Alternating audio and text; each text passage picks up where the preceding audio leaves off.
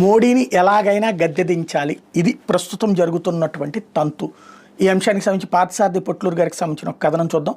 మోడీజీని ప్రధాని పదవి నుండి దించే వరకు ఇల్యూమినాటి వదలదు. మరోవైపు యూరోపియన్ యూనియన్ కూడా మోడీజీ విషయంలో వ్యతిరేకంగా ఉంది. అయితే ఇటలీ ప్రధాని జార్జియా మెలోని, ఫ్రాన్స్ అధ్యక్షుడు ఇమ్మాన్యుయల్ మ్యాక్రాన్లు మోడీజీకి మద్దతుగా గట్టిగా నిలబడుతున్నారు.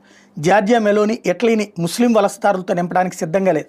తన ఎన్నికల ప్రచారంలో ఏదైతే ప్రజలకు హామీ ఇచ్చిందో వాటిని చిత్తశుద్ధితో అమలు చేస్తూ వస్తుంది. అఫ్కోర్స్ మోడీజీని రోల్ మోడల్గా తీసుకుని పనిచేస్తున్నానని బహిరంగంగానే చెప్తోంది. రష్యా ఉక్రెయిన్ల విషయంలో నేరుగా జోక్యం చేసుకుని అభ్యంతరకరమైన వ్యాఖ్యలు చేయడం లేదు.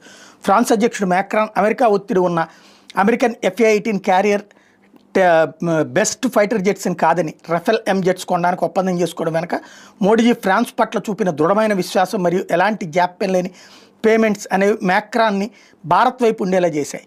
యూరోపియన్ యూనియన్ సెక్రటరీ మార్క్ దుట్టే మాత్రం ట్రంప్ వర్గం వైపు నుండి భారత్కి చికాకు